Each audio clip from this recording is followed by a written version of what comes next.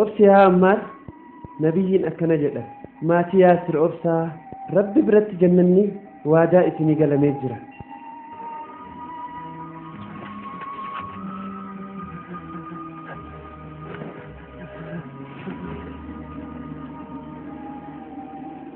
كنوا نبيين دفنيجروا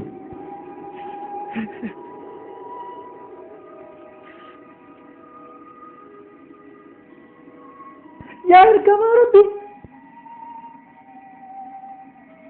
أكا من جكيسا إلال والفن كيسا سلسسة مكا واقع جرا وامي جرا أكم كله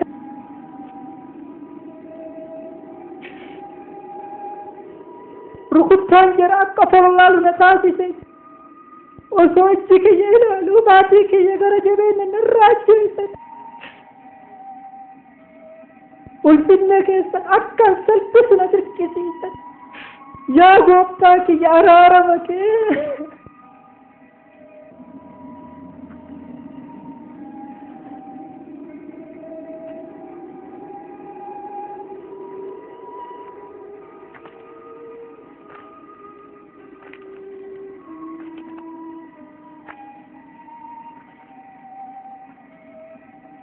عمار مالو ربي كيف دادو ergamaan rabbii waan sirra ga'een onneen isaanii tuqamee bada gadduu isaanii irraa kan ka'e ijji isaanii mimmaan hin jiidheera waan dirqamtee hojjetteef halatamaa miti rabbiin lubbuu namaa dandeettii fi tool hin dirqisiisu.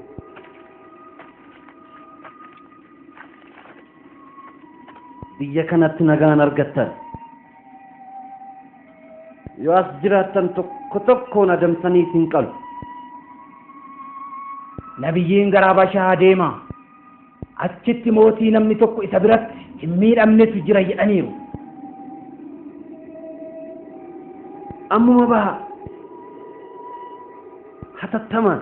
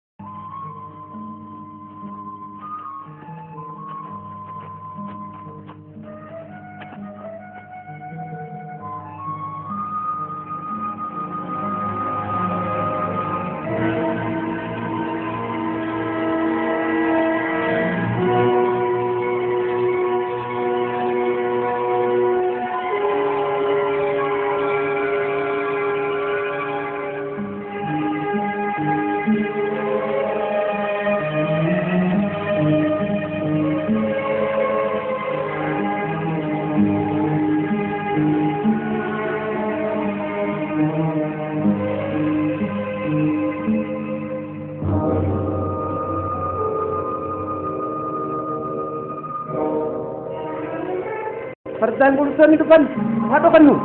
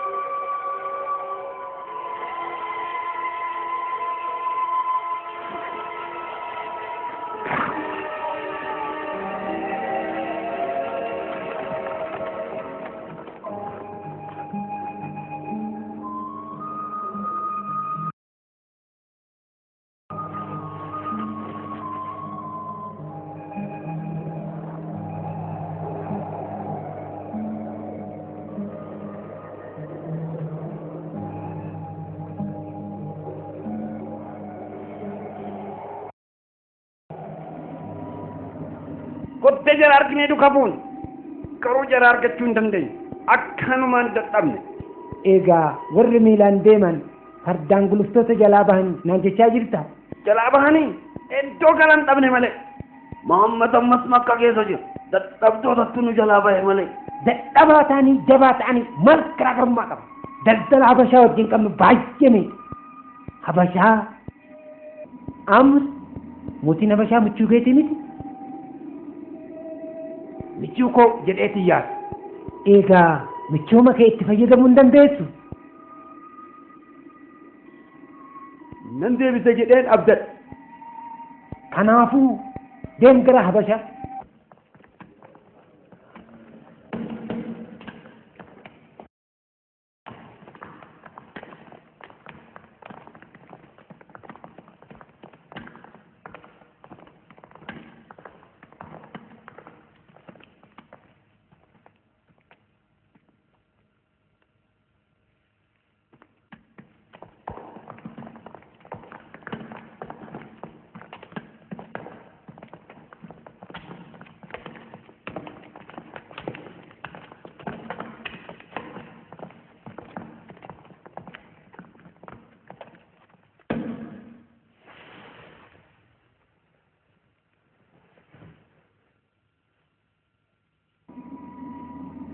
Itti dhufuudhaa jiran mootiidhaaf salaatu didan. Nabiyyii keessaniif hin sagadanu. Rabbi tokkochaan malee eenyuufuu hin sagadu. Muhammad ergamaa Rabbiif gabricha ta'uu isaa qofa kan nu barsiisa. Ergamaa Rabbii raajii isaa akkamiin agarsiisatti Jaafar? Gara samiitti ol bahuu ni danda'a. Bishaan irra deemee jira. Dhukkubsataa fayyisee jira. Bal'aa ija banee jira. Du'a kaasee jira. Raajii isa akkamii agarsiisetti Jaafar? Jecha dhugaa ta'e nabiyyoonni Rabbiin bira ergamuu isaaniitiif akka mallattoo ta'uuf raajii qabachuun dirqama. Raajiin Muhammad Quraan gooftaati wallaalaan tokko arraba isarraa baasee jecha Rabbiiti kan jedhu jecha dadhabaa kan ta'e yaa mootii wanta jedhan dhageesse ragaa kana caalu waan qaban sitti fakkaata. Garuu Rabbiin nabiyyoota hordoftoota isaanii qooqa adda addaatiin dubbisuu akka danda'anuuf qooqa kanaan dura dubbatanii kan hin beekne dubbachuu akka danda'an akka godhu nan beeka. Haa ta'u malee raajiin kun yeroo ammaa kana uumamu isaan shakka. Amma naga'u dhaga'ee jira. Ragaan keessan dadhabaadha.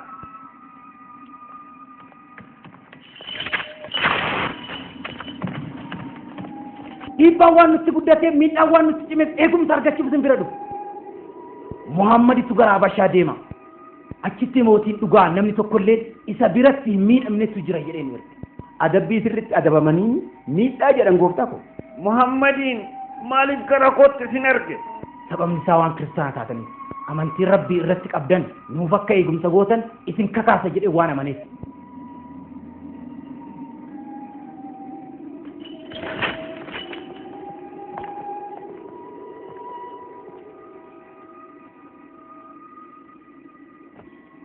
Yaa mootii nuti ummata wallaalaa turre aseelota harka keenyaa mukaaf dhagaarraa bocu waaqeffanna turre du'aa nyaanna turre firoomsa kun mirga ollaa hir'isne jabaan keenya dadhabaami. Haala kana keessa otoo jirru Rabbiin nu keessaa nabiyyii sanyii isaa dhugaa dubbachuu isaaf amanamaa ta'uu isaa hubannee kan beeknu nu erge. Nabiyyiin kun Rabbiif qofa akka bitamu gooftaa sobaa mukaaf dhagaa irraa hojjetaman kan abbootiin keenya waaqeffatan akka ittiin dhiyaanne waamicha nu dabarsan waaqtota keenya irratti soba dubbataa jiru. Nuti kan waaqeffannu dhagaa yookaan muka osoo hin ta'in hafuura jara gubbaa jiru isaan gara Rabbitti dhiyaata. Hundumtuu warroottan aseelotaan amananii waan ati hubatte ni hubatan jechuun rakkisaadha. Amee amantiin keessan maalitti isin ajaja? Rabbi qofaaf akka bitamu isarratti waa tokko akka yagatoomsin akka dhugaa dubban akka waadaa hin nyaanneef firummaa akka hiinu mirga ollaa akka hir'isne sagaagalummaa akka raawwanneef lubbuu seeraan ala balleessuu irraa uf qusachuu nu barsi qarshii ilmaan haadhaaf abbaan qabne nyaachuu irraaf maqaa dubartii sagaagalummaadhaan balleessuu irraa nu dhoowwa dubartii qulqulluu amantiin keessan ammoo waa'ee dubartii maal jedha? Amantiin keenya saala lamaanuu qixxeetti ilaala. Mirga nu qabnu jarris ni qabu, mirga jarri qabu nutis ni qabu. Dubartiin ammoo mirga maali qabdi? Jara ni bin nu haa fayyadaniif huccuu fi nyaata isaan dandeenyan yoo ajajamuu didan ni gurgurraan.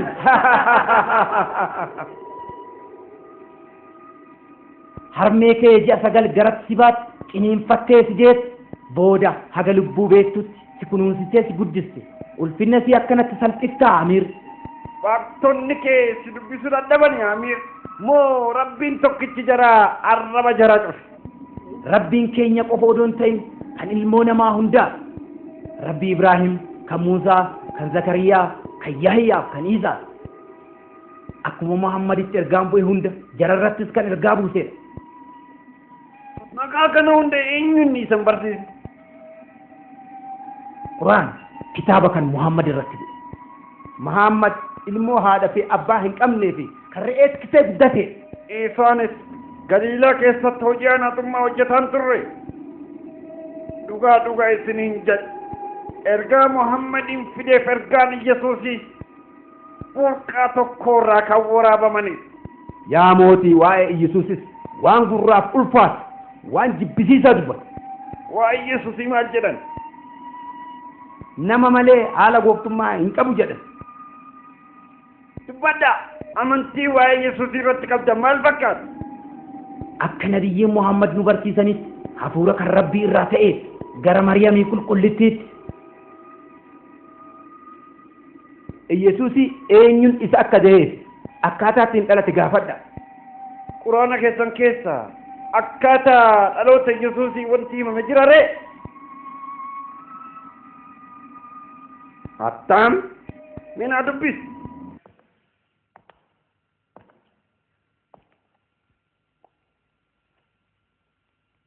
بسم الله الرحمن الرحيم واذكر في الكتاب مريم إذ انتبذت من أهلها مكانا شرقيا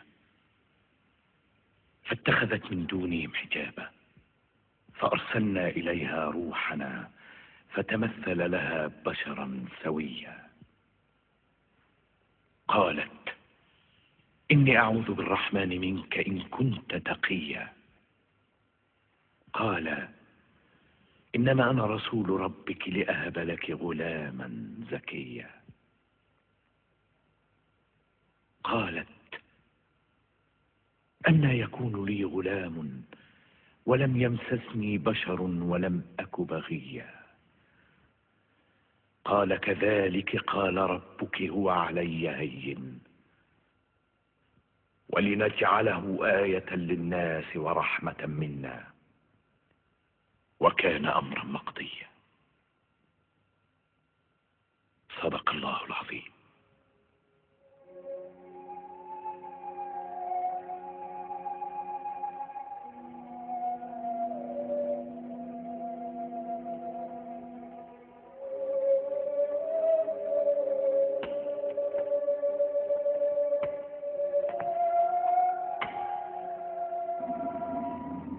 Amantii keenyaaf keessan gidduu hamma sarartii kanallee garaagarummaan hin jiru.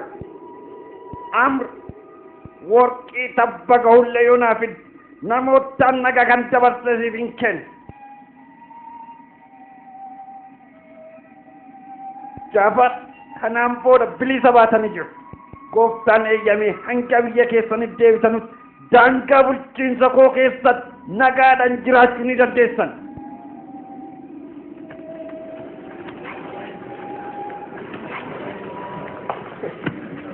Kanaan booda obsuu hin dandeenye. Muhammad biyyoota michuu keenya ta'an nurraa fudhatu. Bareedduudha. Naannoo dhalatee guddatetti orma goonaan. Asitti eenyu isa fayyisa? Abuu Xaalib qoqqobbii irra keenya. Bani Haashimoota jaraaf michuu isaanii hundarra qoqqobbii keenya. Guyyaa har'aatii jalqabee Muhammadiif michuu isaa hundaaf gurguruuf jijjiiruun hin danda'amu. Iddoo itti galan hin qaban. Jara wajjin fuudhaaf heeruma raawwachuun hin danda'amu. Muhammad hordofuu hamma hin dhaabnetti tabbaaf tabbatti akka dhamaan murtiin cimaa ta'e irratti murtaa'eera.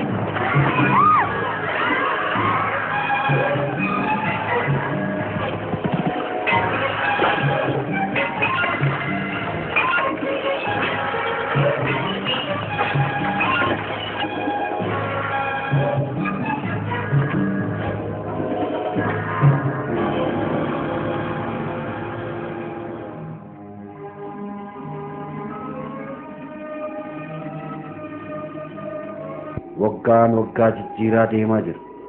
Mahammadiif deeggartoonni isaanii rakkinaaf dhiibbaa isaan irratti gahaa jiru obsaan dabarsuuf waada galaniiru.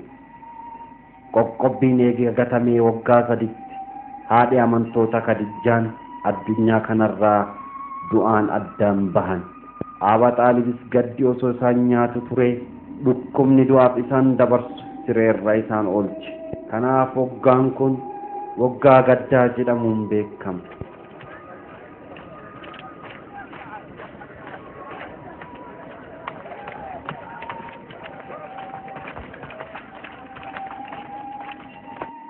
Ramseen kun hundi maal? Waraqaa qoqqobbii kana tarsaasuu barbaada. Waraqaa kana buusa. Eenyuun keessan fira Muhammadii miti. Kanaafuu dhimmi kun isin ilaallata. Isin wajjin walloluun barbaadu. Isin nyaachaa firoonni keenya gaara duubatti beelaan innaa dhuman ilaaluun barbaadu. Waraqaan kun mootiin Makkaa walii galanii kan murteessanii. Waraqaa kana tarsaasuuf humni keessan isiniin eeyyamu. Jedhaa tarsaafu.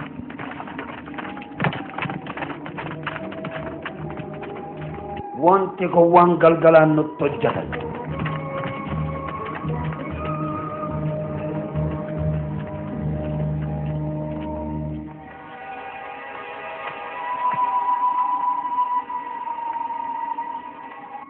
Raajii hawwitanii kunoo fuuldura keessanitti uumameera.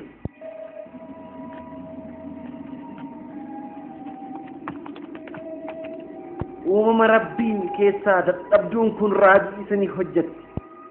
Ilaalaa yaa mootii Makkaa, uumaan dadhabduun kun isin salphiste. Of jajuu keessan cabsite. Of tuuluu keessan duwwaa isin hambiste. Galmee keessan keessaa waan hafe ilaalaa. Humni keessan, garaa jabeenyi keessan, of tuuluun keessan kan waggaa hedduuf ijaartan hundinuu gooftummaa ulfinni Rabbii xureessuuf humna tokko hin qabu. Yaa Qureesh galmee barreessitan ilaala. Barreeffamichi guutuudhaan guutuun badeera. Wanti hafe jecha tokko qofa. Innis maqaa Rabbiiti. وقدمنا إلى ما عملوا من عمل فجعلناه هباء منثورا. صدق الله العظيم. يا موتي ومكة قرأت بقتن قبضا yeroon isin irratti murteessaa jiru. Waan nama dhibu adamsi kun leenca hamsaanii rirma funaanu jalqabe. Maal jette Hindi? Akkuma hardhaa boris ni saalfatta.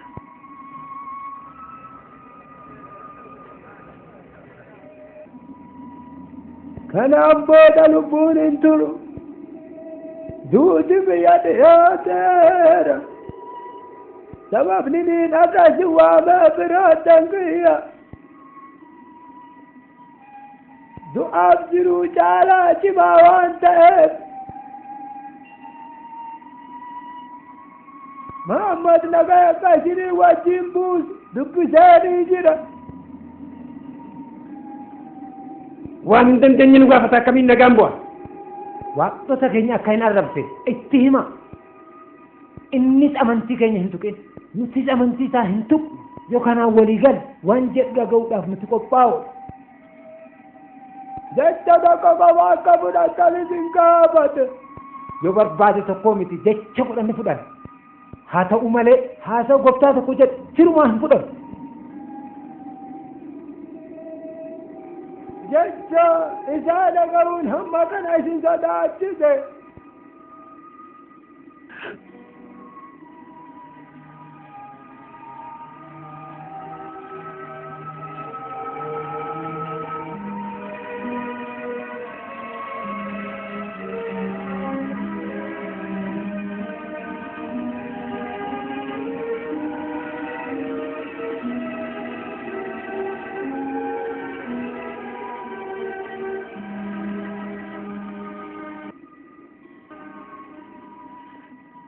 magaalattii ganuun itti cime dhiibbaan itti baay'atee kanarraa iddoon inni itti baqate ni jiraata laata gaddinatti dabalame kaleessa gadi jaawwalle anaaf haadha kiyya turte hardammo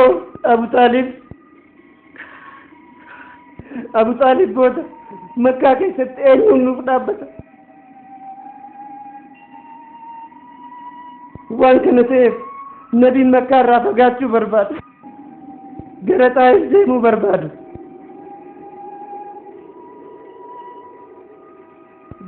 deemuu barbaadu Abu Sufyaanis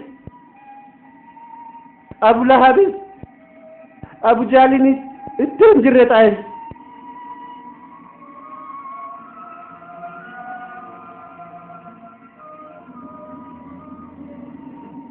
nabiyyiinis ilmoon guddifachaa isaanii Zaayid Qureeshii irraa abdii kutuun jiraata Xaa'ifii kan ta'an namoota gosa Saaqiif gargaarsaaf iddoo itti jiraatan barbaaduuf magaalaa guddittii lammaffaa Arabiyaa kan taate gara Xaa'ifii adeeman garuu simannaan gaarii isaan hin qunnamne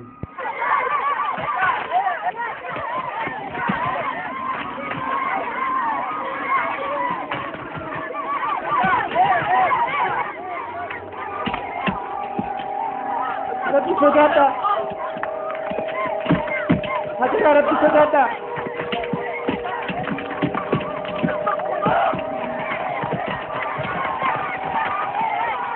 Rabbi sodaadha Hatiraa Rabbi sodaadha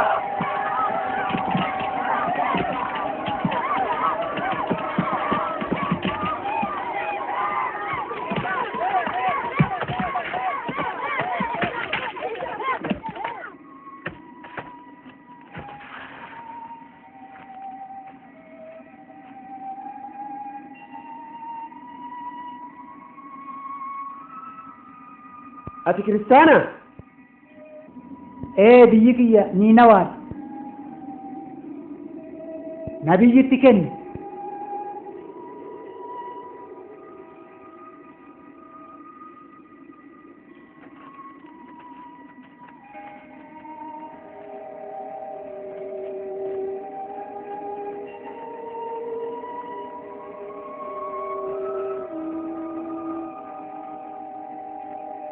miila isaanii irraa dhiiga hedduutu dhangala'aa jira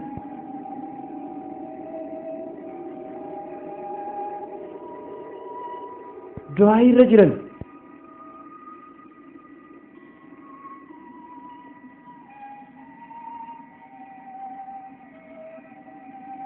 yaa rabbi dadhabinna humna kiyyaa yaa rabbi mararfataa hunda caalaa rabbii taate hoo dadhabina humna kiyyaa xiqqaachuma laaftooftaa kiyyaa sittiin waa kadha ati rabbii dadhabdootaati gargaarsa keen barbaada gooftaa koo namoota na jibbanitti na kennite moo yookaan harka diinaatti na gatte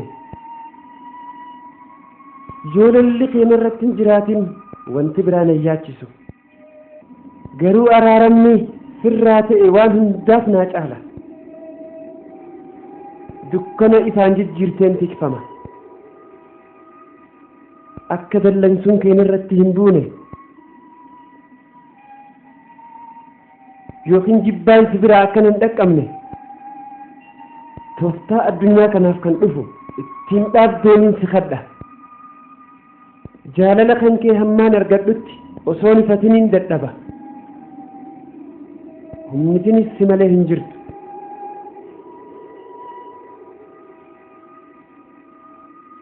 iddoo kana akka fagaatan itti himi Xaa'if isaaniif hin taatu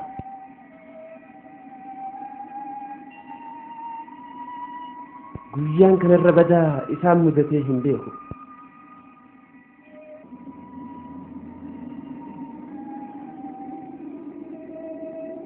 rabbiin du'aa'ii nabiyyii dhagahee namoota miseensa Yasriib keessaa kan ta'an amantii islaamaa qabatanii nabiyyi wajjin dhoksaan waadaa raawwatan haajii waggaatti aanutti yeroo dheeraadhaaf kan diina turan namoota gosa Hawaasif Khazraj kan jedhaman nabiyyii gaaddisaaf dhaqqabduu yeroo rakkoo ta'uuf waada raawwachuuf gara isaanii yaa'uu jalqaban nabiyyiin gara Madiinaa akka baqatanuuf magaalattii jibbaaf badii guddaa ta'e irraa akka fedhiin cimaa ta'ee jaraa muudateera.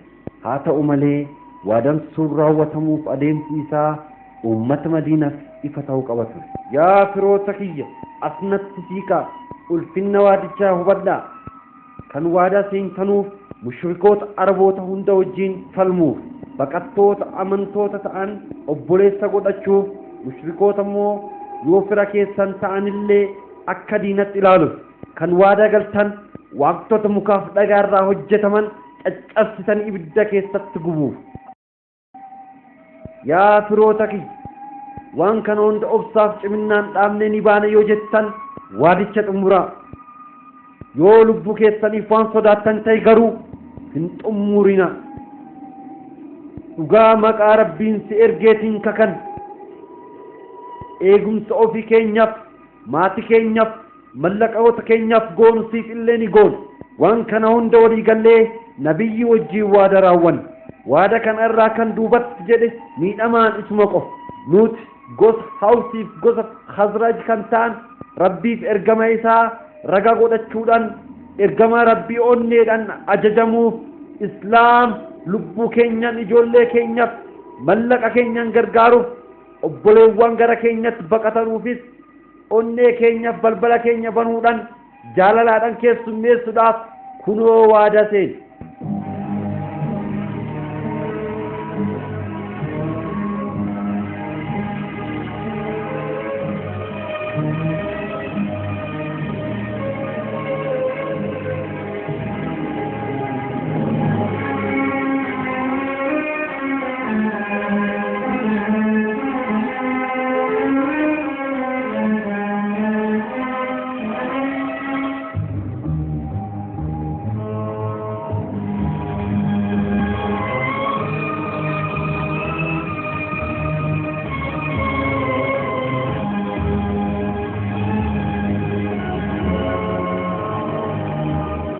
Yeroon dukkan ifaan jijjiiramuu qabda. Baqattoon garee gareen ta'anii onneen jaraa jecha Rabbiitiin wal hidhee gara Madiinaa sokkan. Karaa Rabbii irratti kan baqatan keessaa Usmaan ibn Affaan, Abdurrahman ibn Awf, Ubayda ibn Jarrah, Umar ibn al-Khattab kan biroota mootii Qureeshiin dura amantii Islaamaa fudhatan keessatti ni jiru. Lakkoofsi baqattoota garaa 70 gargaaru. Hundi jaraatu daandii adeemsa isaaniif akkaataa jireenya lubbuu ilmoo namaa qajeelchuuf fakkii bada addunyaa jijjiiruuf danda'an irra adeemuu jalqaban. Haa ta'u malee ergamaan Rabbii ammallee Makkaa gad hin dhiisu. Baqattoonni hundinuu nagaadhaan hanga Makkaa gad dhiisuun jara mirkaneessanutti achuma turuu filatanii. Allahu akbar. Herregni guyyaa Islaamaa guyyaa ergamaan Rabbii Makkaa irraa gara Madiinaatti baqaaf ka'an tokko jedhe jalqabe. Muhammad ummata ta'e Madiinaa harka isaatti galfatee firoota kee wajjin waadaadhaan utuu walidhu as teeksee mugda firaasha mijaa'ara raftee osoo abjattu Muhammad mootummaa keessirraa fudhachuu jiru. Inni Madiinaas mootummaa keessirraa fudhachaa jira. Anatti of hin jajin Abu Sufyaan isinillee harka isaatti galtanii jirtu. Shaqaxoota keessa dhukattanii yookiin ammoo mootiin haaraa Madiinaa eeyyameefi yoo ta'e malee gara Sooriyaa dabarfachuu hin danda'an. Ati maal gochuuf yaaddeta? Suuta jedhee eega. Hanga yoomitti Araboonni isin wajjin dhaabbatanii hanga namicha kana balleessanii gara mana keessanii duratti deebitanitti. hanga achitti aangoon kee maal ta'a? Islaamummaa fudhadha. Wanti haarawi makkatti uumame hundi namni ni ta'a jedhee yaadee ture jira. Garuu wanti kun yasribis hin ta'u. Kun immoo munaafiqummaadha. Eeyyee munaafiqummaa ayyoo hindi fakkeessu. Ibni Seelul Islaama ta'uuf moo guyyaatti yeroo 5 adda isaa lafatti buusee salaatus moo? Ani naamanu. Wanti kun hundi otoo hin barbaachisin dubbiin hundinuu qajeeluu ni danda'a. Ibni Seelul waan kanaan dura yaadin mala tokko qopheessineera. Muhammad dhiyoo kanatti ni ajjeefama. Kottaa ilaala. Muhammadin ajjeesuuf qophii barbaachisa ta'e xumurreera.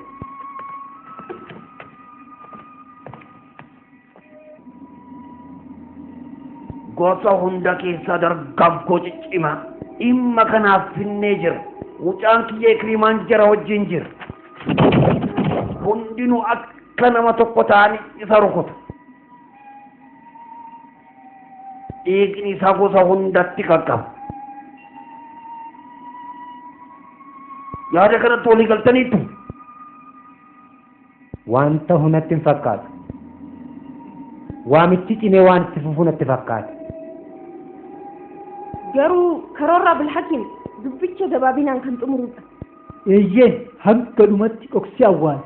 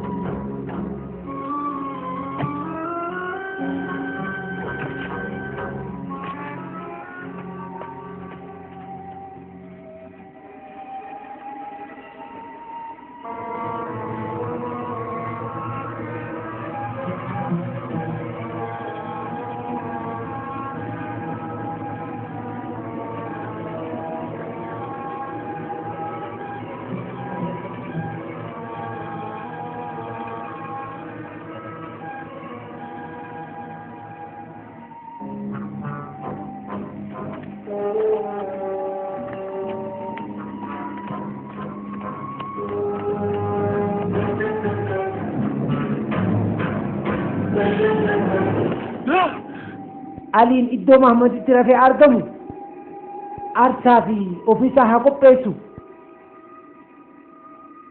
Meeqa wajjin falmaa jiru. Harkaan ba'u iddoo hunda nama eegu keenya jiru. Gara fuuldura isaatti kan eegu gammoojjiidha. Muhammad lubbuu isaatiin yookiin ajjeesee namni fide gaala 100 badhaasnaan lakkoofsi jaraa 3 Muhammad Abubakariif gammoojjii keessa bareechee kan beeku karaa argisiisa jaraa ureeqiidha.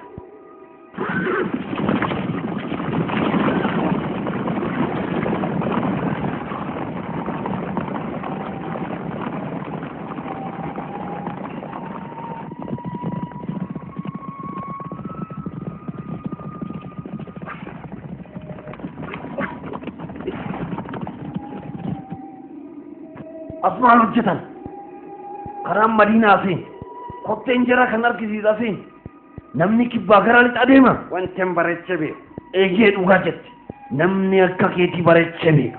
Faan allaatti illee funfattee beeka jedhama. Didhaa isa wajjin haa deemnu.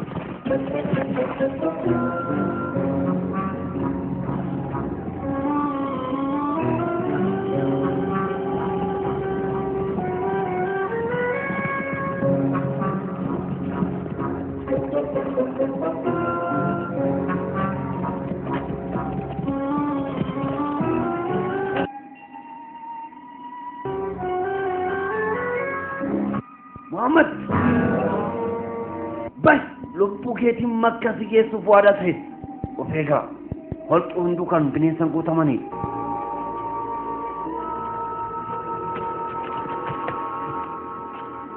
Muhammad ifa baateetta bahe.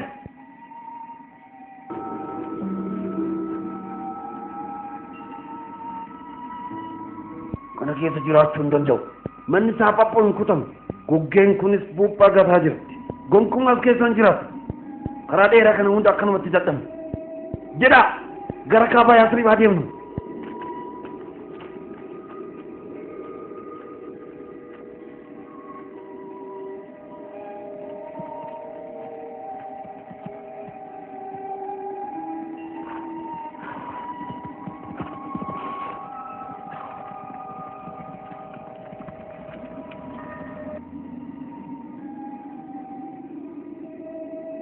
eegumsaaf beekumsi rabbii baay'ee guddaadha.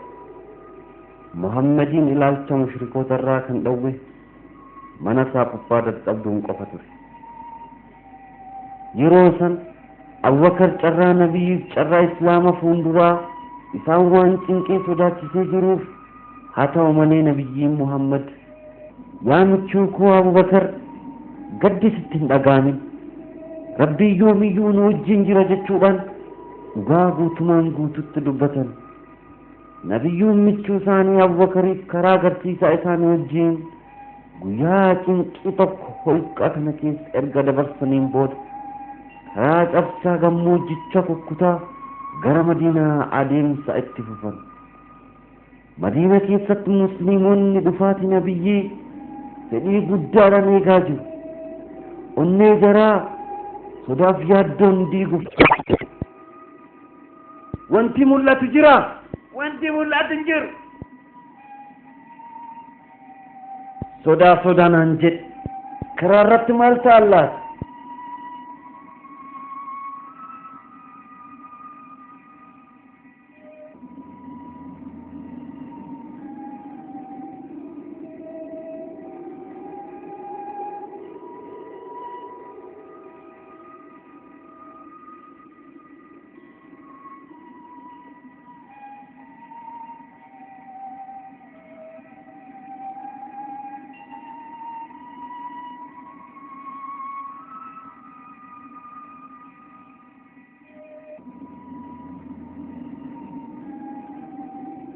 ergamaan rabbii kuunnas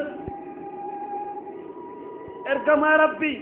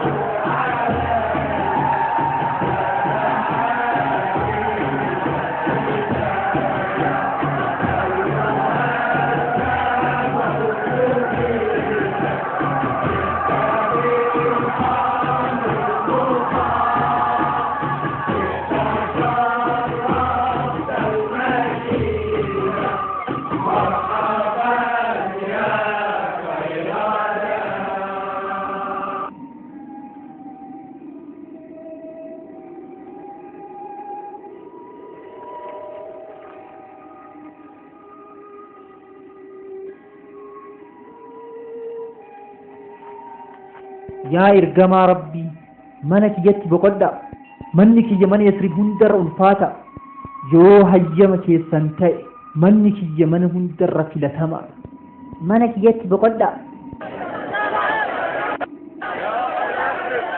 yaa ummata Yasrib ansaaronni illee dhagahaa ergamaan rabbii tokkoon keessan tokkorra hin caalchisu yoo firoottan kiyya dhagahaa ergamaan rabbii gaalittiif kara gadhiisaf iddoo boqonnaa ta'urra akka dhaabbattu ajajamteetti jedhaniir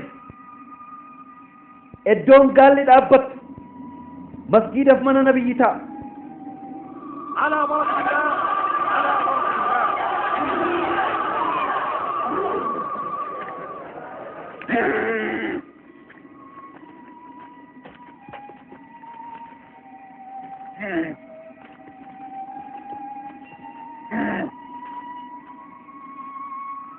furmaata bareedaa filannoo gaalati kan waliin galle eenyuyyuu hin jiru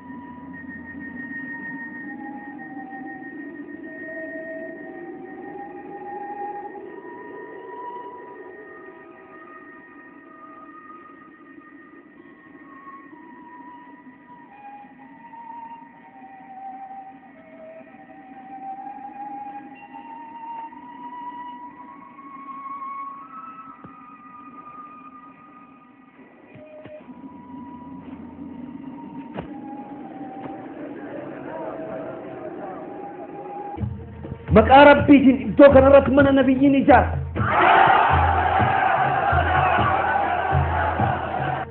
iddoo kanarratti mana yeroo duraaf rabbii qofaaf itti bitamnu ni ijaarra.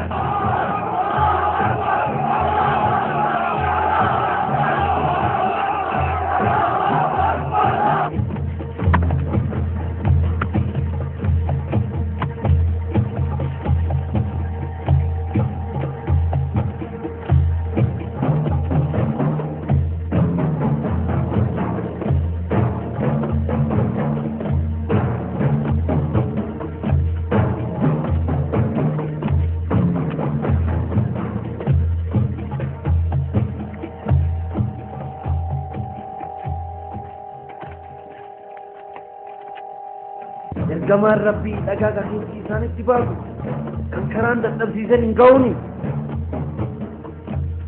ati boqot hojiidhaaf nuti hin geenya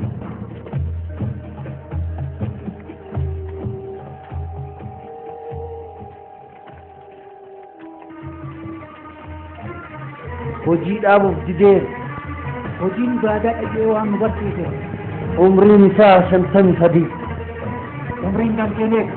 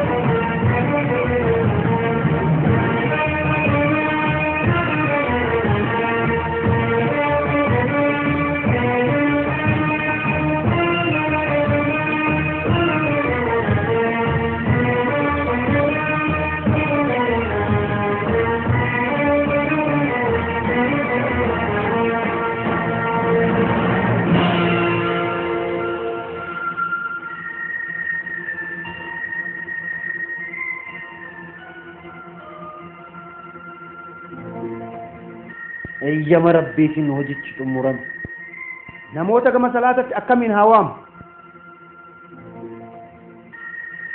Umar ibn al-Khattab mu'minnoon xiqqoon kan biroo akkuma godhanu amanaan tokko sagalee isaa ol fuudhee yoo waameo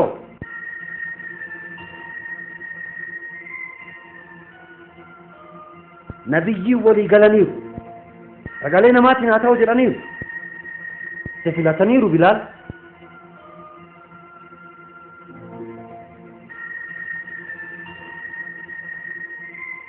ana moo sin shakkin Bilaal fedhiin nabiyyi kanu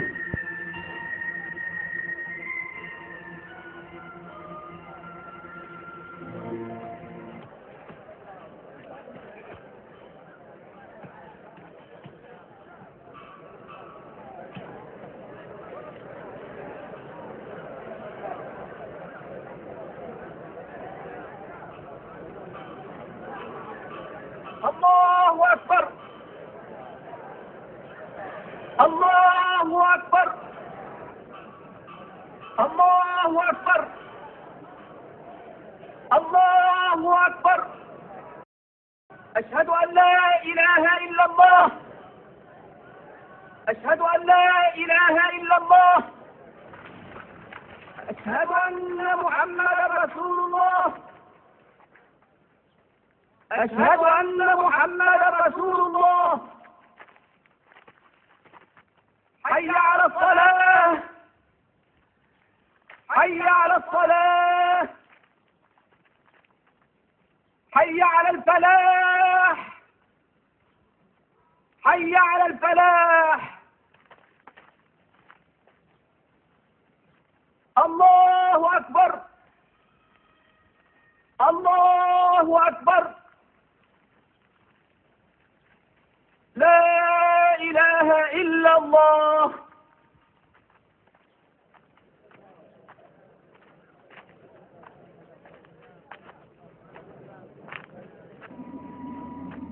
yaa obboleessota amantii kiyyaa ergamaan rabbii baqattootaa fi ansaarota lama lama ta'anii obboleessummaa rabbiif akka qindaa'an ajajaniiru.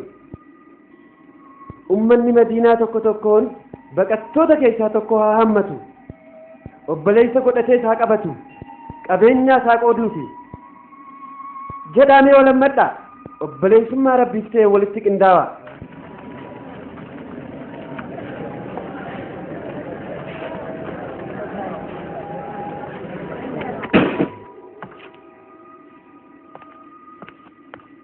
mana kiyya gabricha tokkoof qoodatiin dhufe hoodhu kana dubbisi Muhammad fi isaatiin taayitaa gubbaarra of baasee jira.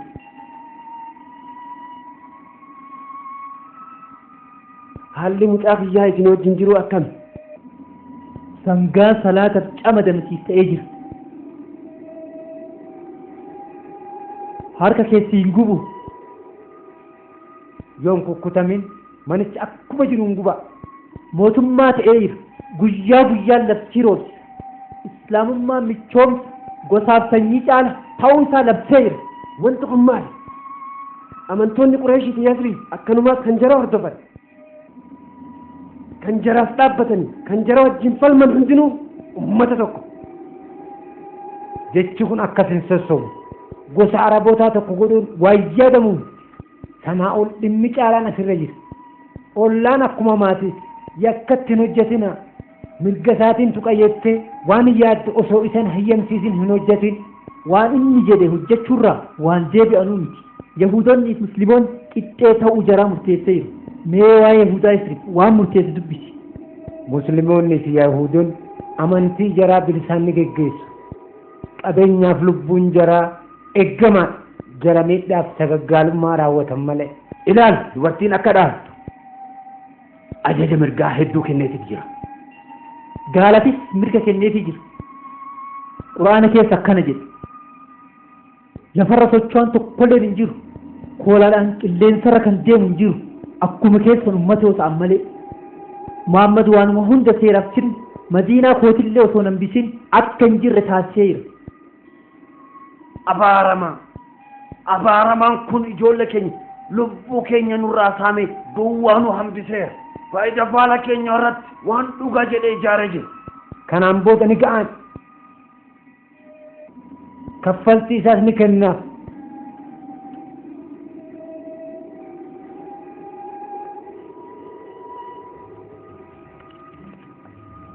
Baqattoonni waan makkatti dhiisan hunda ni boojin. Mana jaraa, qabeenya jaraa, ijoollee jaraa, otoo nafin kanaan booda qabeenya keenya.